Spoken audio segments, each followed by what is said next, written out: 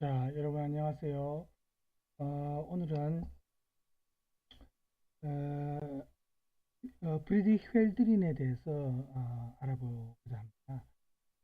훸드린은 독일에서 이제 민족 시인으로서 유명한 어, 굉장히 굉장히 인지도가 높은 시인 중에 한 명입니다.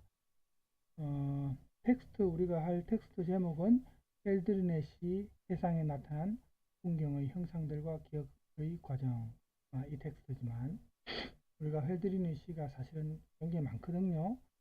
그걸 뭐 다 우리가 볼 수는 없고 선별해서 우리가 이제 시중의 해상이라는 원 제목은 안덴켄입니다.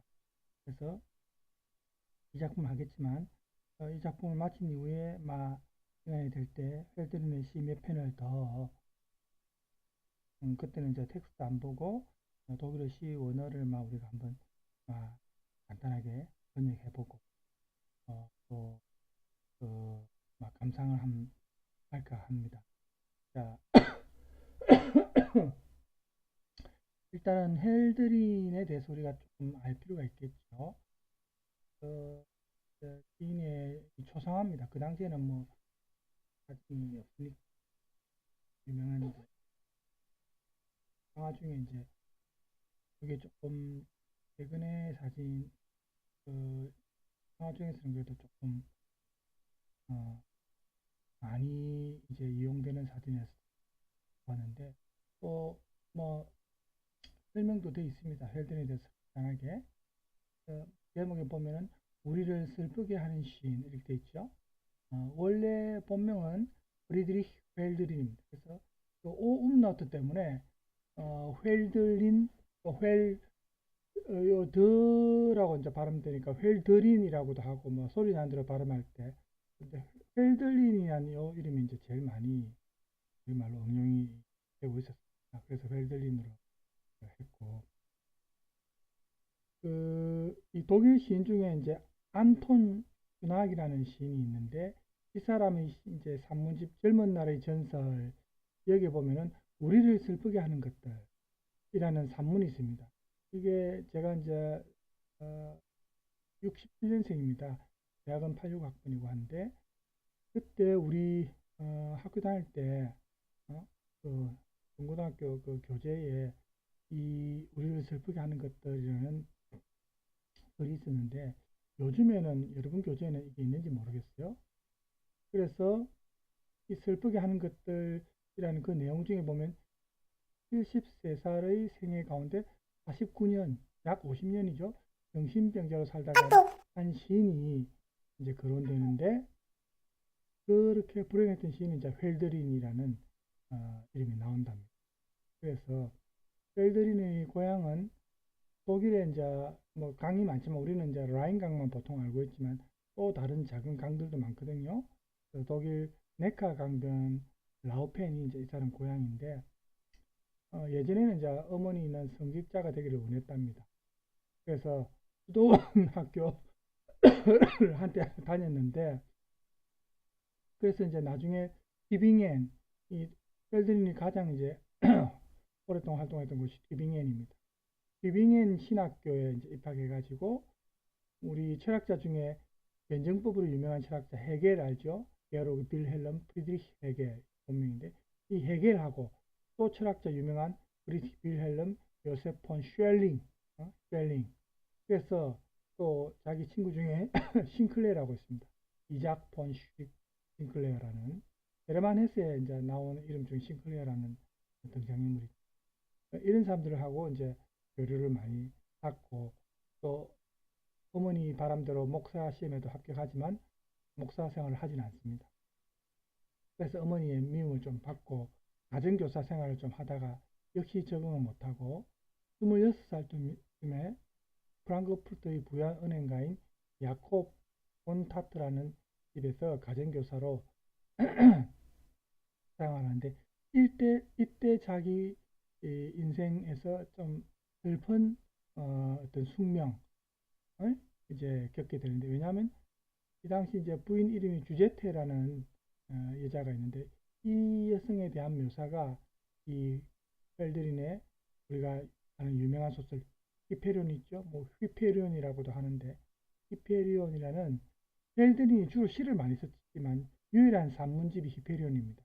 이 뭐 물론 산문이지만 히페리온 읽어보신 분들은 알겠지만 여기에 산문이만 글씨 기술 방식 자체는 거의 운문 형식이라고 볼 수 있습니다. 이 히페리온에 나오는 주인공 디오티마라는 여인이 이 주제테 부인을 모델로 한 여인상으로 했답니다. 여기에 보면 뭐 푸른 눈에 밤빛 머리칼, 장밋빛 얼굴 이런 표현이 나오는데 이게 자기가 가정교사로 쓰던 이 주제테 여인을 모델로 했다.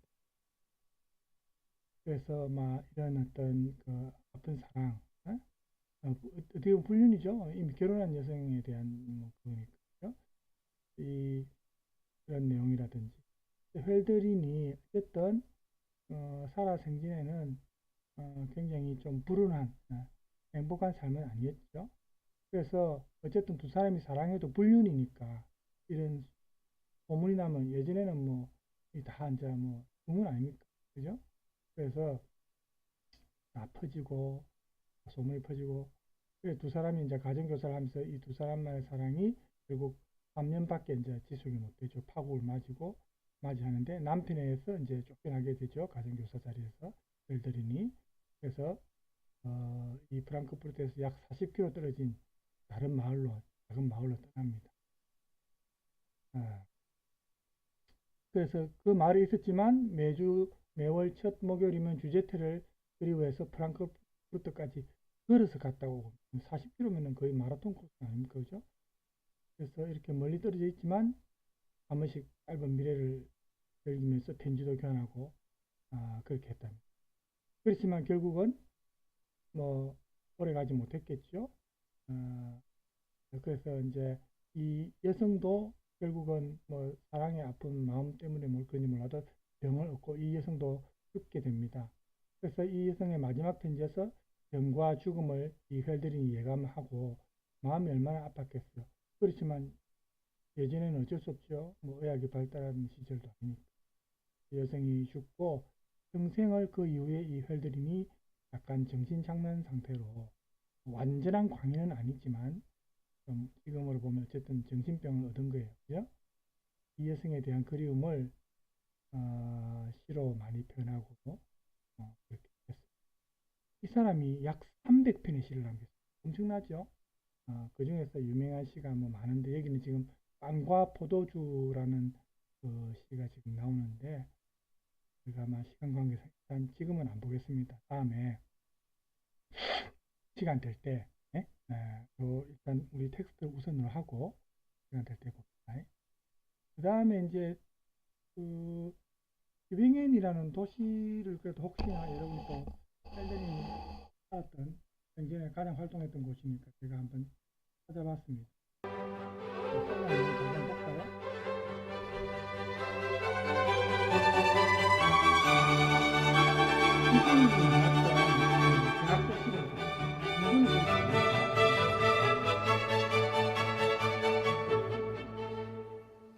아까 말했던 네카반이 있습니다.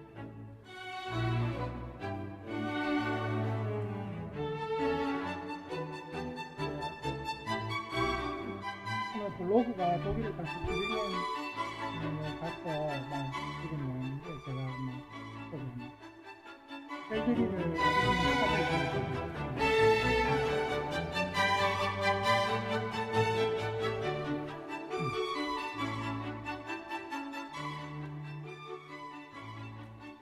있죠?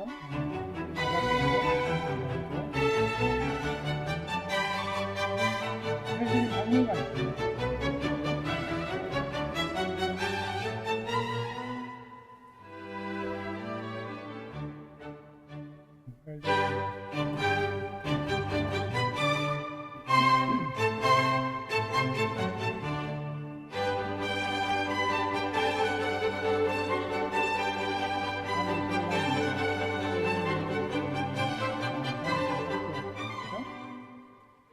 아까 지냈던 철학자 해겔이나 시인이나 이런 사람들 예전에 만났던 곳이 많이 배출했던 곳입니다.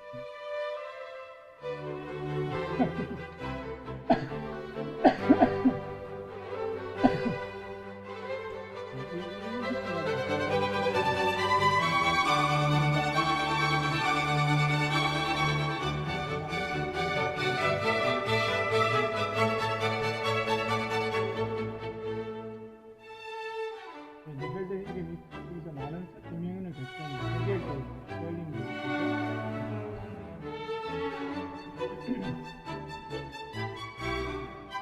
이 사람이 이제 세계를 한국사라고 볼 수 있는 유명한 독일의 그죠.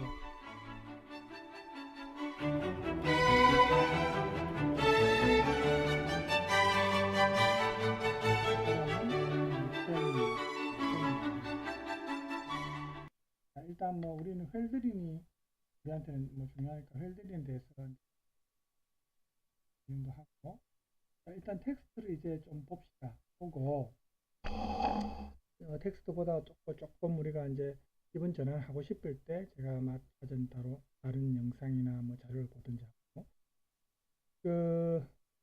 그래서 이제 헬드린의 원제가 안덴켄 해상이라는 곳인데 이거는 이제 헬드린이 프랑스 보르도에 여행 갔을 때 이제 그 당시에 쓴 건 아니에요. 갔다가 다시 이제 독일로 돌아왔는데 독일에 있으면서 자기가 프랑스 보르도 지방에 있으면서 어떤 좋은 기억 그걸 이제 해상하면서 쓴 시입니다. 그래서 헬드린이 이제 이 시에서 보면 고향에서 이제 멀리 떨어진 곳이죠. 아무래도 프랑스 쪽이니까 남쪽에 있는 보르도 지방입니다. 프랑스에. 그래서 거기에서 지낼 때 아무래도 독일이 아니니까 좀 낯설고 좀 외로웠겠죠. 그런 어떤 느낌. 또 자기가 시인으로서 의 어떤 사명감이랄까 이런 느낌. 이런 거를 이제 이 시에서 표현을 했습니다. 그래서 이제 이 사람이 이제 친구한테 보낸 편지를 보면은 그 예전 고대 그리스에 대해서 이제 헬드린이 관심이 많았어요. 헬드린의 시에 보면 고대 그리스와 관련된 내용들이 많거든요. 그래서 이제 그리스에 대한 관심이라든지 또 프랑스 파리의 그 어떤 그리스 시절의 어떤 미술품이라든지 이런 게 굉장히 헬드린한테 인상적이었다. 그래서 이 해상 속에 보면은 그 미술품을 본 기억이 많이 있으니까 화가와 같이 그 어떤 대지의 아름다움을 자기가 시로 표현하고 싶었답니다. 그래서 이제 아마 이 시가 그런 동기에서 나온 것 같고 헬드린이 어쨌든 이 시를 쓸 때 화가가 마치 그림을 그리는 그런 어떤 기법으로 예? 표현을 했답니다. 그래서 보르도에서 자기가 머무는 동안에 그 당시 기억을 토대로 해서 보르도 주변의 강이라든지 자기가 걸었던 언덕길이라든지 또 자기가 본 뭐 나무나 물레방앗간이라든지 또 프랑스 여인들 부인들이라든지 또 항구 도시니까 항구 도시 보르도에서 그 뱃사공들의 모습이라든지 이런 걸 이제 시에서 묘사를 했습니다. 이 보르도에 보면 강이 가론느 강이라고 있습니다. 여기에 보세요. 가론네가 되어 있죠. 이 쉐네의 가론네, 아름다운 가론네 강. 그 다음에 보르도에 이제 이 게르텐, 독일로 가르텐데 이제 이 홈라트가 붙었죠. 복수입니다. 이 게르텐 본 보르도, 보르도의 뜰, 정원이라고 하지만 뜻이라고요. 그래서 이런 어떤 것들이 보면 시에 나옵니다. 그래서 헬드린이 어쨌든 자기가 이제 마치 그 화가가 된 그런 어떤 화가의 관점에서 자기가 과거에 지냈던 이 보르도의 풍경들을 시에서 표현을 한 거예요. 그래서 이게 이제 현재 보르도에 있을 때 쓴 게 아니니까 해상하면서 쓴 거죠. 기억의 과정입니다. 그죠? 이 시가. 그래서 헬드린에게는 어쨌든 자기가 일단 지나간 과거지만 보르도에 있을 때 있던 그 삶을 회상하면서 거기에 대해서 또 감사하고 이런 마음. 예? 그 헬드린의 삶의 어떤 의미가 이 보르도에서의 체험, 경험과 또 그곳에서의 어떤 풍경들을 통해서 어떻게 표현되는지 우리가 한번 살펴볼 겁니다. 그래서 하이데거가 이 헬드린 시를 많이 번역하고 해석한 사람이거든요. 우리 유명한 하이데거 알죠? 그래서 하이데거의 저서 헬드린 문학의 해설이라는 책이 있는데 여기에서 보면은 이 해상에 대해서 언급이 되어 있습니다. 자, 보세요. 여기에 하이데거가 해상에 대해서 어떻게 말했습니까? 시작의 근본 원리. 이제 한자어지만 시작은 시를 창작한단 말이죠. 헬드린 시 창작에서의 어떤 근본 원리라는 게 이 해상에서 이제 나타나더라. 이런 말을 했습니다. 그래서 이제 우리 이 텍스트에서는 막 보르도 주변의 어떤 이 아까 말했던 가론느 강이라든지 또 돌도뉴 강이라고도 있습니다. 그 다음에 헬든이 걸었던 언덕길이나 또 주변의 어떤 풍경, 나무라든지 물방앗간이라든지 프랑스의 부인들이라든지 이런 풍경하고 또 바닷가 뱃사공의 모습하고 이런 게 이 시에서 어떤 의미로 나타나는지도 한번 살펴보자. 그러면 예, 먼저 이 풍경에서 나오는 강을 먼저 봅시다. 우리가 이 텍스트를 다 이제 보고 나서 해상이란 시를 다시 한번 보겠습니다. 원 제목 이제 원으로 된 해상시를 한번 음미해 볼 예정입니다. 일단 텍스트 먼저 봅시다. 그래서 강에서 이제 보면은 이 헬드린 시에서 강은 이 헬드린 시제들 중에서 많이 강조되고 또 많이 언급되는 이제 대상이기도 한데 다른 시에서도 이제 강이 많이 나옵니다. 그런데 이제 헬드린에게 있어서 이 어떻게 보면 강의 정신이 시인의 정신이라고도 볼 수 있답니다. 하이데거가 그런 말을 했습니다. 강이 보면은 이제 큰 강도 있고 작은 강도 있지만 푸른 강이 도도히 이렇게 흘러갈 때, 그죠? 강이 막히지 않고 강이 어쨌든 흐르지 않습니까? 계속 흐르고 나중에는 또 바다로도 흘러가고, 물론 강이 이제 흘러가지 않으면 강이 아니죠. 그러면 호수나 연못이 되어버리죠. 그래서 이 시에서 보면 이 프랑스 보르도 지방이니까 가론느 강을 이제 2번 정도 해서 언급이 된답니다. 그렇죠? 그래서 이 가론느 강에 대해서 아름다운 아까 쉐네라는 표현이 있었죠. 아름다운 가론느 강 이런 표현이 있는데 이게 이제 이 일절에서 나옵니다만 나중에 뒤에서 보면은 또 쉐네라는 표현 말고 어떤 표현이 나옵니까? 여기 나오죠. 브레히티, 브레히티, 양려한 이런 표현으로 또 나온답니다. 양려한 브레히티. 이게 이제 여러분들도 무조건 이제 번역한 걸 그대로 받아들일 게 아니고 조금 왜냐하면 우리 문맥에 맞게 또 표현할 때 좀 다른 식으로 도 많이 표현이 되거든요. 어떻게요? 별난한, 화려한, 장려한, 요 장려한이라는 뜻으로 썼군요. 그래서 저도 이제 보통 화려하다, 찬란하다 이런 의미로 이제 많이 알고 있거든요. 그래서 장려한 이런 표현이 좀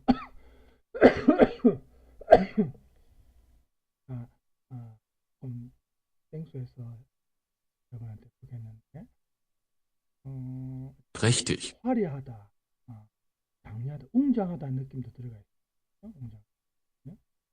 그러니까 아름다운 게 나중에는 그냥 쉐네에서 브레히티라는 표현으로 발전한 겁니다. 그러니까 처음에 이 강이 좀 단순하게 그냥 쉐인, 아름답다라고 했던 의미인데 나중에 보면은 브레히티니까 그냥 아름다운 게 아니고 좀 웅장하고, 그죠? 이런 의미가 들어가는 겁니다. 그죠? 네.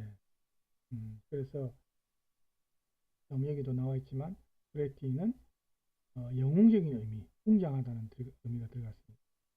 가론느 강이 이 보르도에서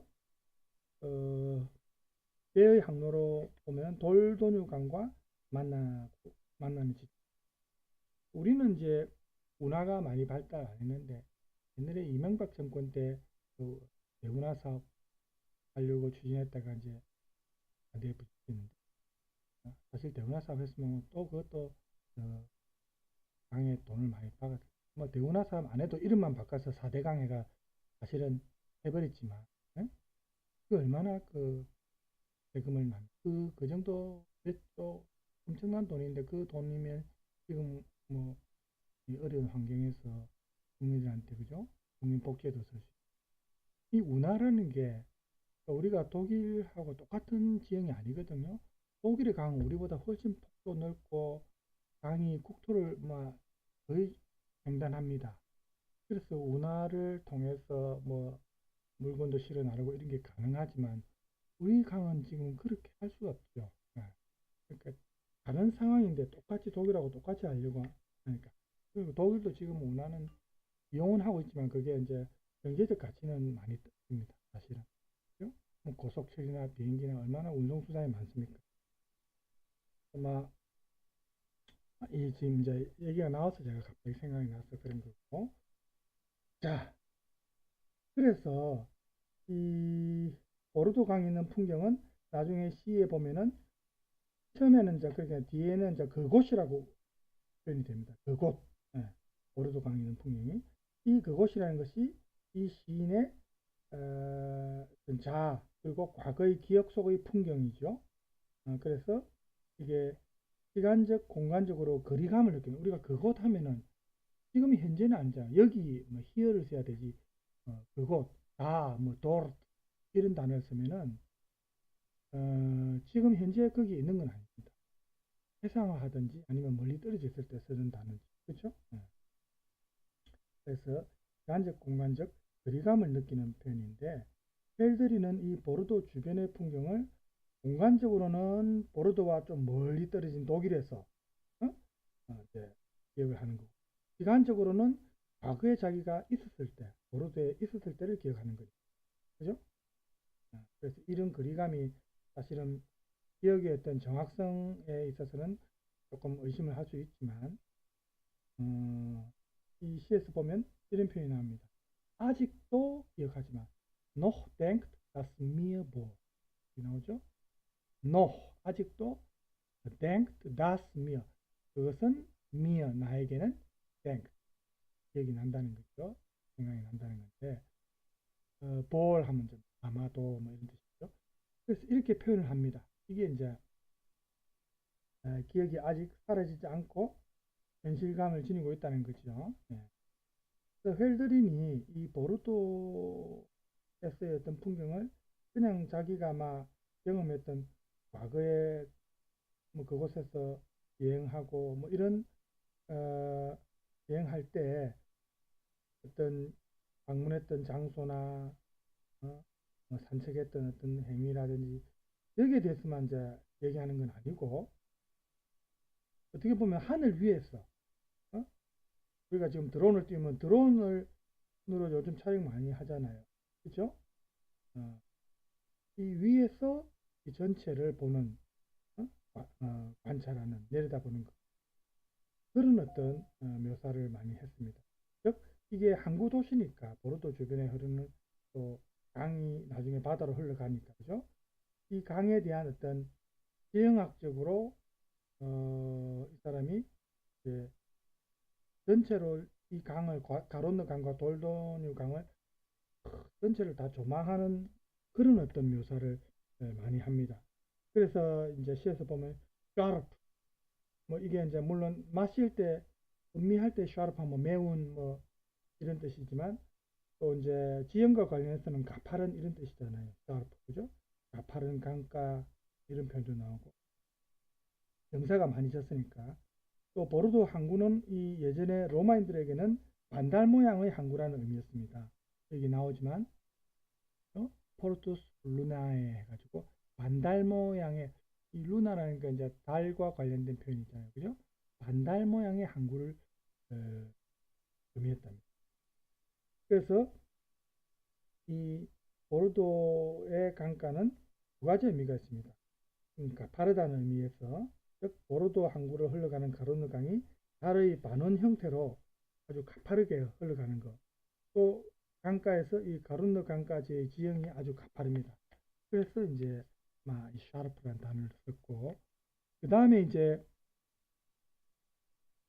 이 가로느 강이 처음에는 이제 슈엔네 가론네 해가지고 아름다운 강 이렇게 한번 호명이 되지만, 그 뒤에 이제 시인의 시선이 이 이연으로 넘어가면서 도시의 축제 그리고 어떤 분위기 여기에 젖어들면서 그 어떤 풍경에 이제 완전히 사로잡힙니다. 그래서 이제 나중에는 강 외에 다른 풍경들을 언급합니다. 처음에 가로느 강이 한번 언급됐지만 이제 다른 풍경으로 넘어간다는 거죠. 이제 가로느 강의 의미에 대해서는 조금 그 어떤 표현이 사라지고, 나중에 다 2연 3연으로 넘어가면 다른 풍경이 언급되는데, 그러다가 나중에 5연에 가면은 또 가로느 강이 다시 나옵니다. 그래서 여기 보면은 5연에서 두 번째 호명되는 가로느 강은 포도산 마루의 섬 주위를 흐르는 돌도니와 합류해서 이 바다로 흘러가는 그런 표현이 나옵니다. 여러분 알다시피 보르도가 사실은 포도주로 유명한, 와인으로 유명한 곳이거든요. 그래서 여러분 포도를 재배하기 좋은 곳이 햇빛이 많이 비치면서 좀 산비탈 이런 데 보면은 포도를 많이 재배하는데, 이 와인 중에서 프랑스 보르도산 와인도 많이 유명하잖아요. 그렇죠? 그래서 지형학적으로 이제 와인을 만들기에 좋은, 포도를 재배하기에 좋은 곳이랍니다. 그래서 이제 이런 그 돌도뉴강과 가로느 강이 이제 만나가지고 바다로 큰 대양으로 흘러가는, 이게 어떻게 보면 과도기적인 가로느 강의 어떤 모습, 큰 바다로 흘러가기 위해서, 그죠? 그래서 이제 의미가 이제 바다로 확대됩니다. 나중에 펠드린에게 이 강의 모습은 좀 허무한 어떤 그런 느낌, 그러면서 또 정반대로 충만한 느낌, 이 두 가지를 동시에 내포하고 있다. 그래서 이런 강의 모습에는 이 강 위를 떠다니는 배라든지 또 배를 젓는 그 배사공이 있겠죠.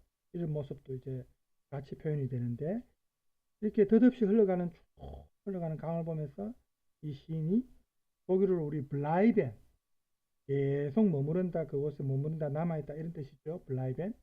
블라이벤의 의미를 부여합니다. 강이 도도히 흐르지만 계속 그 상태로 유지되는 것처럼 보이지 않습니까? 그렇죠? 왜냐하면 뭐 강이 갑자기 뭐 파도치고 바다로 변하고 이런 건 아니거든요. 그래서 블라이벤의 의미를 부여하고, 그 다음에 강과 이 바다가 만나는, 합류하는 장소에서 이 시인에게 어떻게 보면 이별을 구하는 배사공의 모습이, 왜냐하면 이 배사공들이 외국으로도 가고 인도로 가는 여행길에 항구와 고향을 뒤로하면서 배사공이니까 너무 작은 그 배를 생각하는데 선원을 말합니다. 선원들, 그죠? 그래서 이런 어떤 이별의 모습, 그래서 이별의 모습도 있고, 그 다음에 이와 동시에 이 사람들은 다시 돌아오죠. 나중에 일을 마치고, 그죠? 다시 돌아온다는 약속의 의미도 담겨 있습니다. 이별과 약속의 의미, 그죠?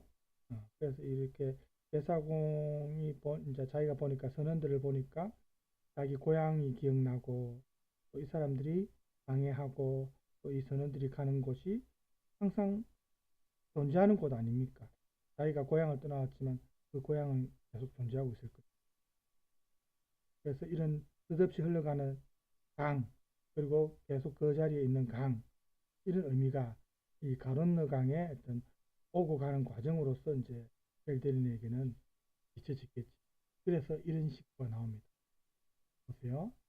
Es nimmt ab und gibt Gedächtnis die J. 이 J 하면은 이제 바다죠. 되어제는 호수입니다. 그죠? 남성명사 되어제는 호수고, 이지혜 하면 바다입니다. 바다. 그것은 기억을 냄, 게데흐니 기억입니다. 기억을 앗아가기도 하고 또 기프트 주기도 한다. 그래서 이렇게 가론너 강이라는 계속 한 곳에 머물러 있는 게 아니고 흘러가는 과정이죠. 이런 과정과 또 기억을 빼앗기도 하고 또 기억을 주기도 하는 이 바다의 의미에서 이 시인이 우리 인간 삶의 어떤 의미와도 좀 연관시킨다. 응? 왜 그러냐면 이제 강이 거대하고 장엄한 그런 강이면서 또 한결같죠. 계속해서 강이 흘러가니까 그죠? 그런 걸 보면서 우리 인간 세상의 어떤 뭐 인간사, 어? 인간의 어떤 삶과 연관해서 인한테는 생각하는 응? 그러니까 이제 태어나서 살다가 죽고 그죠? 태어나고 또 죽고 이렇게 반복되지 않습니까? 그죠? 이런 의미를 이제 시인이 시에서 표현하고 또 마지막 연에 가면 사랑에 대해서 이야기를 합니다. 시인이 이렇게 계속 이렇게 지속성이 있는 강의 의미를 통해서 반대로 우리 삶은 인간의 삶은 지속성이 없더라. 이 사람이 이제 자기 인생에서 그 사랑하는 연인을 잃고 이런 경험을 했기 때문에 그죠? 그래서 이런 사랑에 지속성을 부여하고 싶겠죠. 시를 통해서 자기가 사랑했던 아까 그 부인도 이제 죽게 되고 하니까 그런 경험이 시를 통해서 표현된다고 볼 수 있습니다. 이 가론노 강을 보면서 시인이 표현하는 내용이 이제 뒤에 여기 있습니다. 자기 희망사항이죠. 그리하여 사랑도 부지런히 시선을 곱다. When they live out, left flies out. 지금 이제 하고는 약간 다르죠. 자, 이 out에 시선이라고 있고, flies 부지런히. 그다음에 이제 have 된 동사가 이제 도착한다. 이게 계속 유지된다는 뜻이죠. 그래서 사랑은 어쨌든 존재한다. 강처럼 응? 속에서 유지된다는 그런 표현입니다. 그래서 이렇게 우리 인간의 제한된 어떤 한계죠. 우리가 영원히 살 수 없는 뭐 60을 살든 80을 살든 뭐 더 오래 사는 사람도 있겠지만 우리 인간의 제한된 삶에서 이별 뒤에 오는 사랑은 뭐 다른 사랑이 온다면은 얼마나 큰 의미겠습니까? 그죠? 하지만 이별 뒤에 혼자 만약에 남아서 생각해야 하는 그런 사랑이 있다면 그건 사랑의 유한함이죠. 그죠? 사랑의 본질이 과연 무엇인지, 사랑이 본질을 통찰하면서 이별과 또 어떤 유한함에 대해서 사람이 이제 생각을 하고 강처럼 이렇게 계속해서 블라이벤하고 좀 계속해서 유지되면 얼마나 좋겠는가 이런 마음이 이에서 표현이 된다고 볼 수 있습니다. 그래서 이 사람의 어떤 고독이 이렇게 강을 바라보면서 자기가 이제 해소를 하는 거죠. 고독. 자연 속의 어떤 강이라든지 여기서는 이제 강을 통해서 고독이 흘러가는 강을 통해서 자기의 고독을 해소를 하는 거죠. 극복된다고 표현되어 있죠. 여기 나와 있는 것처럼 강의 형상을 통해서 회들이는 아무것도 헤어지지 않고 아무것도 끝나지 않는 것의 의미를 들어갑니다. 강이 고도에 흘러가는 강을 통해서 제가 그런 느낌을 받은 거예요. 자, 그 다음에는 이제 풍경 중에 강 말고 다른 풍경을 또 봅시다. 언덕길, 그 다음에 나무, 물방앗간, 구릿빛 부인들, 이건 이제 백인들 같은 경우에 햇빛에 일부러 많이 얼굴 태웁니다. 너무 얼굴이 피부가 하얗면은 조금 그렇잖아요, 그죠? 건강미가 없으니까 창백해 보일 수 태웠을 때 구릿빛 여자들이 있죠. 그래서 이 프랑 풍경이 이제 헬더린이 시를 많이 아까 300편 정도 썼다 했죠. 이제 헬더린이 이제 초기시, 중기시, 말기시 이렇게 나누면 말기에 나온 시에서는 보면 우리 어떤 삶에 만족한 우리 인생에 대해서 만족하는 그런 어떤 화가 아까 이제 그림을 그리는 화가의 어떤 입장이라고 제가 얘기했죠. 이 화가의 눈에 비친 여기서 뭐 했습니까? 평화로운 신, 어? 신의 조화로운 세계로 표현이 된다. 풍경이 그렇게 이제 볼 수 있답니다. 호이스만이라는 이제 평가의 말이. 이제 독일어로 슈택이라는 단어가 나옵니다. 이게 이제 언덕길로 번역했어요. 좀 이렇게 경사가 전 올라가는 길입니다. 슈택입니다. 그래서 이 길이 이제 시에서 나오는데 이 해상에서 보면은 과거의 경험 속에서 나타나는 풍경인 이 슈택, 이 언덕길이 마치 화가의 눈을 통해서 그림을 그린 것처럼 그렇게 표현이 됩니다. 한번 볼까요? 이 이제 원어를 보면 hinget der Steg 언덕길이 넘어간다. 지금 넘어간다고 표현했습니다. 원래는 흰겐 하면 저쪽으로 간다 이 말이죠. 흰겐 동사 그죠? 여기서 이제 한쪽으로 언덕길이 넘어간다 이렇게 표현했죠. 원어는 이제 이렇습니다. 그래서 이제 이런 게 보면 이제 이 가론너 강이 좀 가파른 강가인데 여기에 보면 이제 길이 넘어가는 모습으로 이제 벨딘한테는 보였겠죠. 그래서 이 길이 이제 그냥 단순한 어떤 길이 아니고 자기의 기억 속에 있는 길이니까 여기서 나와 있다시피 그 길, 그죠? 영어로 치면 더 혹은 D 발음상 연관사 의미가 들어갑니다. 어떤 그냥 일반적인 어떤 하나의 길이 아니고 그 도로, 그 길입니다. 그래서 이 길이 실제의 삶에서 나타난 그 장소입니다. 헬드린한테는 자기의 기억 속에서, 그죠? 헬드린이 보로드라는 이 도시에 대해서 이야기하면서 그 도시의 어떤 특징을 저희가 이제 기억을 더듬어서 지금 시로 표현한 거니까 자기가 있었던 그곳의 풍경을 어쨌든 시를 통해서 이렇게 설명하는 그런 어떤 의도가 담겨 있죠. 그래서 이 가파른 가론너 강가의 언덕길, 슈펙, 그 다음에 그 옆에 나무들 이렇게 같이 연결돼서 표현이 됩니다.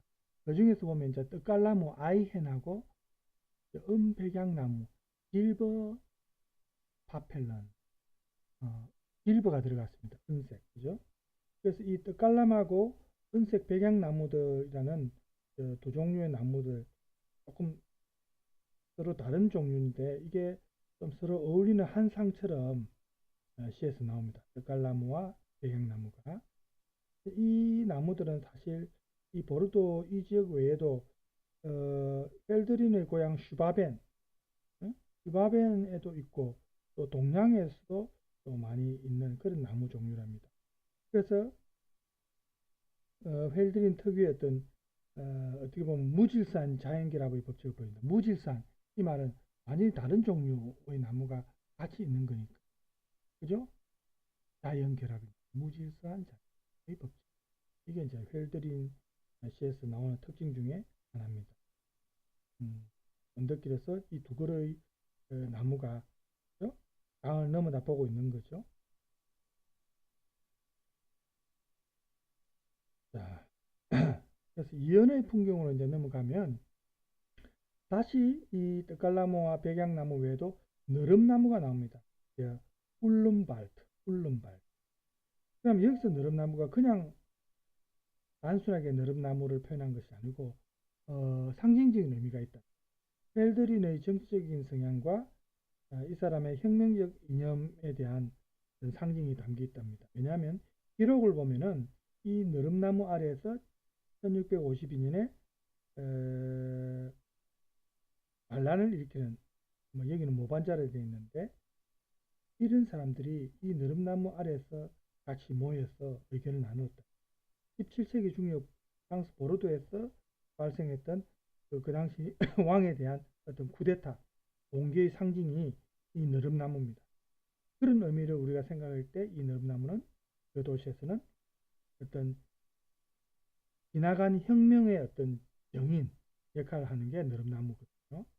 그래서 우리가 이런 걸 보면은 시를 이해하기 위해서 그 시와 관련된 그 당시의 시대적 어떤 배경 지식이 필요하다는 걸 알 수 있죠. 단순하게 그냥 어떤 시를 단어 그대로 뭐 번역해 가지고 음미한다는 것은 사실은 충분히 그 시를 안다고는 볼 수 없죠. 그죠?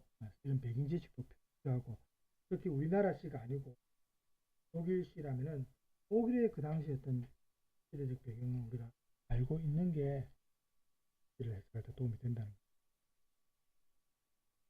그리고 이 느릅나무 숲 다음에는 이제 물방앗간이 나오고 무화과 나무가 또 한 그루 나온다. 무화과 나무는 이제 물론 물방앗간은 우리 자연과 인간이 같이 어? 협동해서 그죠? 막 움직이는 게 물방앗간인데, 무화과 나무는 신화에 나옵니다. 신화에 보면 트로야의 담 앞에 게멜레의 무덤가에 자라는 나무, 이게 이제 무화과 나무. 잠깐만요. 제가 여기 지금 못 받으니까 수업 중이니까 나중에 수업 끝나고 받아야 될 것 같아요. 그래서 신화적인 죽음과 재탄생이라는 의미가 이 무화과 나무에 담겨 있다고 볼 수 있습니다. 네? 이런 것도 우리가 참 사실은 알 수 없지요. 이런 거 알아야 되는 겁니다. 무화과 나무가 어떤 의미가 담겨 있다. 신화와 관련해서. 그렇죠? 네. 그래서 신화에서 죽음과 재탄생과 결부되어 있는 게 이 무화과 나무라. 그래서 이제 여기에서 보면은 그런 표현이 나옵니다. 장래에서는 그러나 한 그루의 무화과 나무가 자라고 있다. 이런 표현이 나옵니다. 그래서 무화과 나무가 이 물방앗간 안에 있는데 마치 의식의 중앙에 조화로운 상태가 싹두고 있는 것처럼 그렇게 우리가 볼 수 있고, 여기서 조화로움을 의미하는 게 이제 무화과 나무인데, 우리 인간 의식의 역사에서 마치 낙원의 입구에 서 있는 나무처럼 이 무화과 나무가 혁명의 어떤 행위 때문에 이 아까 나왔던 느릅나무의 좀 모습하고, 그 다음에 폭력적인 사건, 그 폭동이죠. 거기에 대한 어떤 하나의 대답으로도 볼 수가 있습니다. 그래서 우리가 인간의 역사에서 이런 대립이나 갈등이나 얼마나 이런 게 많았어요. 여기서 조화를 모색하려는 게 헬드린의 의도인데, 이 무화과 나무를 통해서 이제 상징적으로 표현이 된다는 거죠. 그 다음에 이제 이런 대립과 조화의 의미를 표현하는, 상징하는 이런 나무들이 이제 등장하는 이연에 보면은 또 균형의 의미가 있는데, 이런 표현입니다.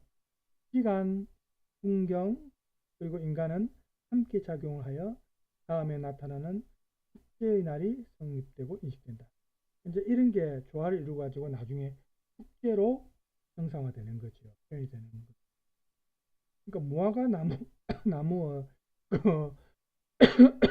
어떤 균형의 의미, 이게 왜 이제 축제가 나오냐면, 왜 어떤 축제냐면 낮과 밤이 길이가 같은 3월 21일입니다. 이때 축제가 열리는데, 이날은 시간상 차이가 없죠. 낮과 밤이. 이게 균형을 의미하는 거 아닙니까? 그래서 이 축제라는 게 헬드린에게는 좀 성스러운 의미가 있는데, 이 축제일에 정말 아름다운 대지, 또 봄의 어떤 그 밤과 낮의 길이가 같은 그런 시기에 부드러운 미풍 아래에서 비단 옷을 입은 부인들이 돼지 위를 이렇게 산책하는 이런 분위기는 그 당시 자기가 겪었던 과거의 체험이 이 사람의 이제 기억 속에서 나타나는 거죠.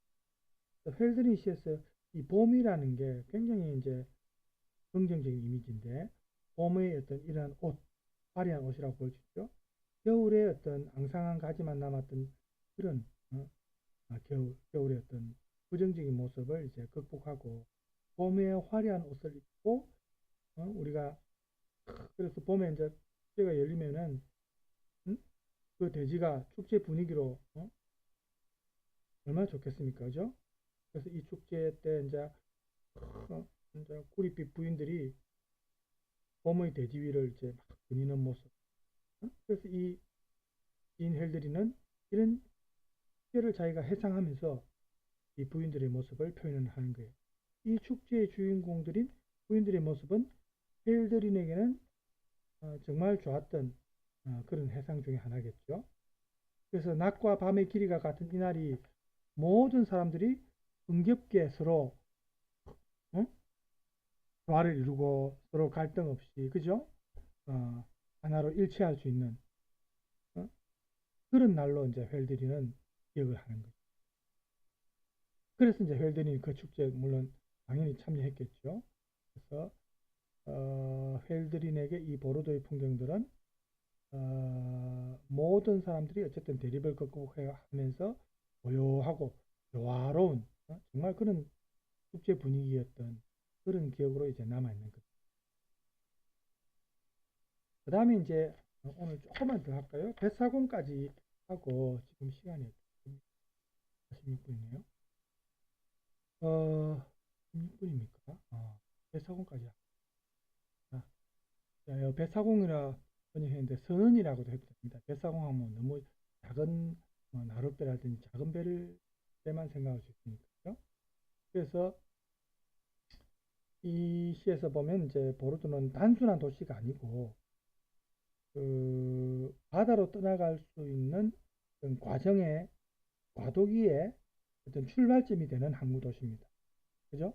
그래서 이러한 보르도에서 강과 나무 이런 풍경 외에도 또 다른 중요한 역할을 하는 게 뱃사공 혹은 선원입니다. 그래서 이 뱃사공이 의미하는 바는 벨드린에게는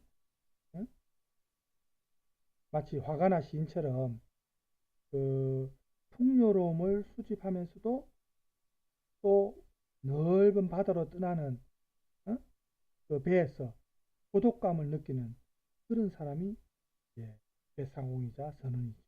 그래서 이 벨드린이 시인의 입장에서 이 시인이 이 뱃사공의 모습이 이제 구체적으로 표현되는 곳이 사연인데 거기 보면은 친구들의 존재에 대해서 질문하는 것, 즉 자기가 다정했던 그 우정 어린 그 친구들과의 이별의 경험을 이야기합니다. 보르도에서 고향으로 돌아오며 벨드린이 알게 된 그 친구인 수제테 콘타르트라는 친구가 죽습니다. 자기의 인생에서 어떻게 보면 친구의 죽음이라는 게 얼마나 또 연인을 잃은 것도 안타깝지만 친구가 죽은 것도 상당한 고통이죠. 그리고 이제 프랑스에서 돌아온 이후에 또 이 사람이 병으로 인해서 또 많이 고통을 당하는데 우리가 이런 걸 고려할 때 친구들에 대한 질문이 어떻게 보면 죽음을 동경할 때 느끼는 그런 어떤 고독감하고도 연관성이 있다는 겁니다. 그 이 시에 보면은 벨라르민이라는 이름이 나오는데 이게 이제 사실은 헬드린의 그 작품인 히페리온에서 히페리온의 편지 파트너가 벨라르민입니다. 그래서 이 시 해상에서 다시 이 친구 이름이 나온다는 겁니다. 그래서 보르도에서 알게 된 사람들은 이 헬드린에게는 동반자라는 그런 의미, 독일어로 게페르텐, 파렌 동사 알죠? 파렌, 죠? für gefahren 할 때 파렌 동사가 온 겁니다. 게페르텐, 함께 여행했던 사람, 그때 인생을 함께 경험했던, 함께 여행했던 그 동반자. 그런 어떤 의미가 담겨 있습니다. 시에서도 보면 동반자와 함께 벨라르미는 원어는 이렇습니다. 벨라르민 밑댐 게파르텐. 그래서 헬드린이 강가에서 쭉 이렇게 사람들을 볼 때 부인도 물론 봤지만은 이 뱃사공 선원들한테 이제 시선을 쭉 주게 되는데, 이 가론너 강가의 항구에서 이 헬드린이 많은 걸 보죠. 뭐 항해도 보고 포도주나 농업을 주업으로 하는 이 사람들, 모르도 사람들을 이제 관찰을 하는데, 어, 강가에서 보니까 바람에 어준하면서 항해하는 이 뱃사공들한테 헬드린이 이제 주목을 하게 된 거예요. 그래서 어디입니까? 여기 나오죠. 이런 말입니다. 만허 트랙 조이에 안디 크벨레 주게. 만허 하면 이제 일부 사람들이, 많은 사람들은 아니지만 많은 이들은 했는데 그렇게 많은 이는 아닙니다. 일부 몇몇 사람들은 조이에 어떤 주저하는 거죠. 주저함을 지닌다. 트라겐 동사는 이제 뭘 품는다, 지닌다, 뭐 운반하다는 뜻도 있지만, 옷이면 옷을 입는다고, 그죠? 신발이면 신발을 신는다고. 또 여기는 쇼이에 주저함, 부끄러움이나 주저하는 거죠. 이런 걸 받는 겁니다. 그럼 여기를 받는 게 요 투야죠. 영어로 치면 투 용법이죠. 안디 크벨레 쪽에 근원으로 가는 것을 주저하게 됩니다. 크벨레 하면은 원천, 그죠? 원천, 어떤 근원, 이런 뜻이죠. 불처, 원천. 그럼 이 근원은 뭐겠어요? 응? 넓은 바다로 가는 위험을 극복해야 하기 때문에 이 구절은 뱃사공한테, 선원한테는 어떤 의미겠어요? 뱃사공이 이제 우리가 배를 타고 바다, 넓은 바다면 항상 날씨가 좋은 건 아니지 않습니까? 날씨가 안 좋으면 폭풍우 치고 막 이런 날씨도 있겠죠? 어? 그런 것도 이제 극복해야 되고, 바다에서 또 오랫동안 배를 타면은 굉장히 고독하겠죠? 이런 것들과 싸워야 됩니다. 응? 전투자처럼 싸워서 이겨내야 되는 겁니다. 그죠? 그래서 이제 이 선원들에게는 축제나 음악, 춤 이런 게 지금 없는 거죠. 결여되어 있고, 축제에 대한 기억은 먼 대항에서 얻어질 수 있다는 것을 시인이 지적합니다. 그러니까 바다 위에서는 이제 이런 걸 당연히 할 수 없는 거고, 기억 속에 이 사람들이 육지에서 축제나 이런 걸 했던 기억은 이제 있겠죠. 이 사람들이 배를 타고 바다에 다니면서 이때 고향이나 축제 이런 걸 기억하고 벨드린처럼 해상을 할 수 있는 거죠. 그래서 이 보르도 지방의 선원들의 주요 교류지역이 이제 그 당시 서인도 섬이었습니다. 그래서 주요 상품은 아까 말했다시피 포도주입니다. 보르도의 유명한 포도주죠. 그래서 18세기 초반에 프랑스와 영국 간의 갈등이 있어가지고 보르도에서 온 함대들이 전쟁에 빠진 적이 있답니다. 이 뒤에 나오죠. 그래서 보르도에 이제 이 사건 전쟁에 이제 하게 되니까 이런 모험이나 전쟁 행위들이 헬드린처럼 보르도를 방문한 이들이 이 지역에서 들을 수 있는 역사적 사건입니다. 그래서 배사공 때문에 이 도시 시민들은 식민지에서 얻어온 이 특이한 물건들로 인해서 굉장히 만족감을 느끼는 거죠. 네? 오네요. 잠깐만요.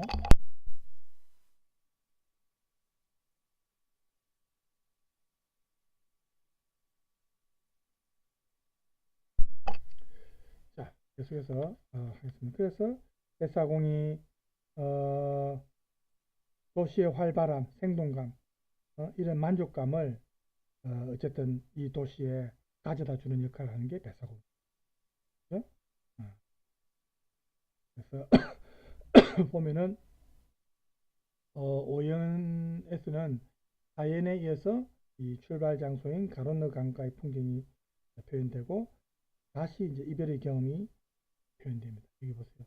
그러나 이제 남자들은 인도인의 말로 눈 아버지인트 인디어 이 매너 gegangen 그러나 눈 이제 이 매너 마흔의 복숭이죠. 매너 남자들 매너가 좋아야 돼요. 이런 단어만 보더라도 그죠? 남자들은 진트 gegangen 갔다 이 말. 일단 하변 동사 쓰면 안 되는 거 알죠? 이동을 나타내니까 진트 gegangen 자인 동사가 결합이죠. 현재. 그러나 이제 남자들은 어디로? 주 인디어 인도인의 말. 그래서 이 문장이 남자들 대신에 친구들이라는 표현으로 원고에는 적혀 있답니다. 원고 윗부분에. 이 뱃사공들이 바다로 떠난 것처럼 벨드린의 친구들도 인생의 바다로 떠난 겁니다. 그래서 이 시인의 원래 원고 초고에는 쪼갠 이렇게 이제 돼 있었는데 나중에 개강엔으로 바뀌었답니다. 떠나갔다는 의미는 영원히 떠났다는 의미지만 그냥 갔다 개강엔 하면 다시 돌아오잖아요. 바다로 길을 떠났다가 다시 돌아오니까 그죠? 그래서 이 표현을 대체했고 그래서 뱃사공들은 영원히 떠난 그 헬드린의 친구들과는 달리 바다로 떠났지만 되돌아올 수 있는 존재죠. 그래서 그런 의미로 이제 표현을 바꾼 거죠.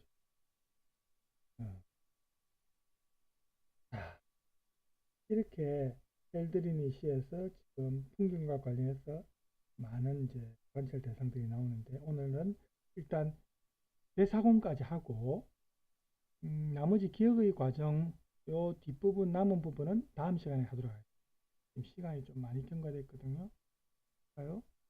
57분이네요. 아우 죄송합니다. 너무 오래 했네요. 한 50분까지 하면 되거든요. 자 여러분 오늘 이 정도 하고 다음 시간에 남은 부분 마저 감상하도록 하겠습니다. 수고했습니다.